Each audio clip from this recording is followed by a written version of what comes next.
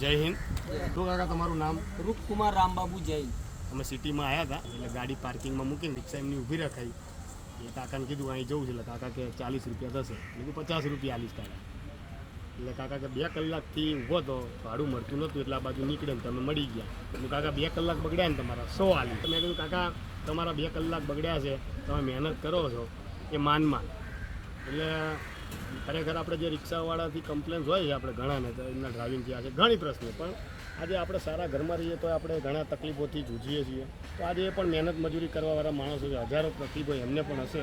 એટલે આપણે માણસીની દ્રષ્ટિએ અને ભારતીયની દ્રષ્ટિએ નાની મોટી વસ્તુ જતી કરીશું. અને આપણે દરેક રિક્ષાવાળાને પણ રિક્વેસ્ટ કરીએ છીએ કે જે ડ્રાઇવિંગને રિલેટેડ જે લોકોને તકલીફ હોય છે તો એમાં આપણે સુધારો લાવીએ. બાકી ખરેખર નાના માણસોને સપોર્ટ કરીશું તો જ આગળ વધીશું. કાકા કેટલા રૂપિયા આવવાનું કીધું? નહીં કેટલા આવવાના? 500. ધન્યવાદ. ખુશ?